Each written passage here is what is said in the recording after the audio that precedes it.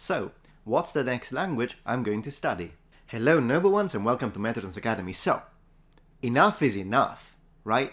What is a number that I'll consider, right, yeah, this is my, I don't know, 5th language, 7th language, 10th language. What is a number which we can consider, I'm done, I'm not going to learn any other language, perhaps I'll just focus a little bit on the ones that I'm already studying. What is a number that constitutes enough?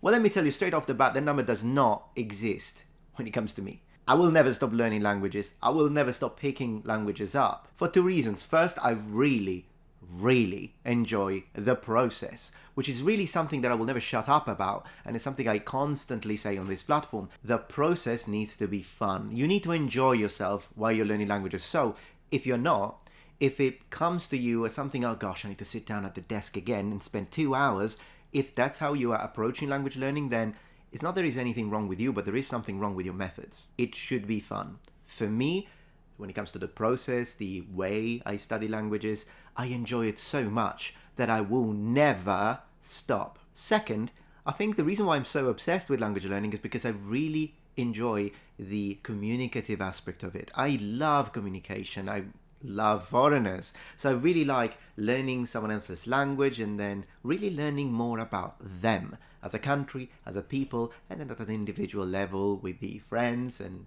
people that I just meet on a day-to-day basis. All right, with that little preface done, let's focus on the languages I'm going to pick up next. To recalibrate a little bit, so as you know, I was brought up sort of bilingual in the sense that Italian is my first language, but I also speak Sicilian since I was brought up in Sicily. Now, without going into the when does a dialect end and a language begin discussion, which I've already tackled several times on this platform, we'll just consider Sicilian to be a human communicative system, so it counts. English is my first foreign language in the sense that it's something that I picked up when I was in my late teens. Of course, it's not like I've reached perfection, also because perfection is not attainable, but I am well aware that there are other speakers out there that speak English as a second language and, they're more fluent than me, their vocabulary is more elaborate. But I want to say I'm content with the English I have, also because it allows me to, make content like this, just turn on the camera, no scripting whatsoever, just speak. Then, as most of you know, I picked up English when I was living in the UK. I lived in London, I lived in Manchester, I lived in Liverpool, Wales, all over the place, which is probably why my accent is really a mess. Little Italian, little London, little English, little not English, little what the heck is that? Hey, it's unique, I suppose. But while I was living in England, I remember that at one point I was sharing my flat with a Frenchman, and that's when I started picking up French. And then afterwards, when I went back to Italy and finished my secondary school, in that specific school, in that specific class, French was one of the subjects, and so I studied it for about a year. My French is not great. I would really love to take time, do a crash course in French, take my wife to Paris, spend a couple of months there. Then I think I would feel like, yeah, I feel like I do speak French now. Regardless, the very first language that I tackled professionally was Japanese. So when I was in my 20s, I moved to Naples and I started attending university there because you could focus and major in Japanese. The majority of my teachers were Japanese. It was an excellent course. I did that for about 4 years. And during this language course where I was majoring in Japanese, and then I moved to Japan, spent 4 years there to perfect the language and actually do become fluent, which is really my goal in any language I study. I don't study languages just to learn to translate. Boring. I mean, not translation as a job. I mean, I respect translators, but for me, I'm all about talking. I'm all about communicating. And when I was in my second year, we were asked, yeah, you've got to pick a third language. What language do you want as a minor? And I decided, hey, Mandarin sounds interesting to me. I like the challenge. It's a tonal language and people are telling me, oh, you're never going to make it, so I'm going to do it. Prove them wrong. And so I picked Mandarin up as my minor, studied. I actually was making friends with a Chinese guy from, I think it was from Beijing.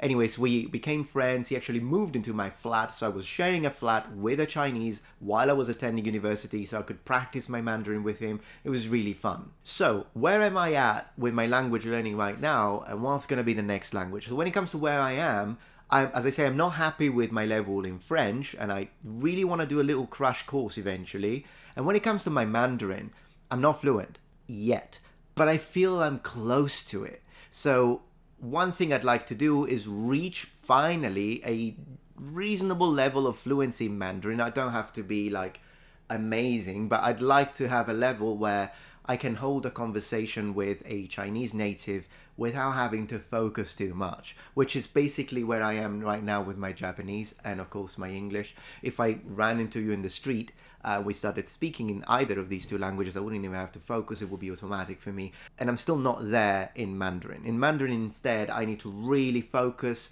Usually I do have, like whenever I run into a Chinese person, I freaking tackle them. Like I'm ambushing them in Mandarin because I want to practice and I want to test myself. And usually I do okay, but occasionally, depending on the topic, and I'm sure you can relate, but there are some topics where if they start talking, I'm very confident about, because my vocabulary is good when it comes to that specific topic, and so we can just talk, no problem. But there are other topics where I'm not as versed, and so maybe they'll start using words that I don't understand, and then it becomes something that I'm not feeling comfortable in. And therefore, I really want to reach that level of fluency in Mandarin before I tackle another language. But once I reach that, once I get to a point in Mandarin, I'm like, yes, this is where I want it to be. What's the next language going to be? Well, believe it or not, it's difficult to choose, and I've got a few languages in mind that I wanted to share with you, and let's see if you can help me make my mind. So, one of the languages I'd like to do, if I want to stay in the sort of Eastern Asian area, then would be maybe Korean. I mean, believe it or not, my wife has asked me, why don't you pick Korean up? Are you going to pick Korean up? And usually I tell her no, mostly because, I mean, Japanese and Mandarin took so much effort. And in a way, I'm like, I don't know if I want to go through all of that again for Korean as well. Maybe I should pick something easier, like Spanish, easier because I'm Italian, so it would be like literally not difficult at all. But then the more I think about it, because I'm someone who innately loves challenges, I'm thinking, you know, I did it with Japanese. I think I can do it with Mandarin. I'm almost there. Why not trying to learn some Korean? So that's one of the possibilities. Maybe. It's a maybe. The other one, as was just mentioned, could be Spanish, because I feel like it's kind of a cheat code. You know, when you're like playing a video game and you are enabling cheats. That's how I feel as an Italian native after having learned languages like Japanese, Mandarin, that really were tough. I feel like maybe I should learn now something easier. Who knows, maybe in a year I could get to a reasonable level of fluency in Spanish without too much effort into it, given I still need to sit down and study and learn all the vocabulary and the differences when it comes to the grammar, syntax, pronunciation, of course, works differently than Italian. But then again, it will be so much, like, Japanese was monumental as a task, and I'm still working on it. Like, I'm fluent, but, you know, I'm still working on the pitch accent. I'm still trying to expand my vocabulary when it comes within the technical realm of vocabulary and terminology. But Spanish feels like a cheat code, so it would be nice to just, I don't know, do I want to just add another language in my belt? Also because it could be useful. At the end of the day, I'd run into a Mexican guy, it could be cool because they're speaking. And Mexican was just an example, of course, for every person, just copy-paste, Control-C, Control-V with every other person or nationality that speaks Spanish. So that would be nice. So we'll put it there as another option. The third option, which is going to be the last one here, so we don't have too much of an option list to select from, I'm thinking of Modern Greek. You see, Modern Greek is a language that I have tackled only briefly in my life, and I do have a video, I suppose I'll leave a link in the description if you're curious, that I made entirely speaking Modern Greek. Now, of course, a native in Athens helped me create that video. He basically translated the script for me, and then I studied the script deeply before I actually turned on the camera and spoke about it. And the funny thing is that, yes, I've learned a lot of vocabulary from that script. I mean, it's an entire video, but then again, it's a video about history, so it's funny. But if I went to Greece right now, I could tell you all the vocabulary that has to do with Bronze Age armor, weapons, and equipment in Greek, and perhaps even explain to you how phalanx formation works, but I wouldn't be able to order a coffee. That's me, all right. Do I really want to learn Greek? Well, that is the third language that I've been thinking it would be lovely to learn.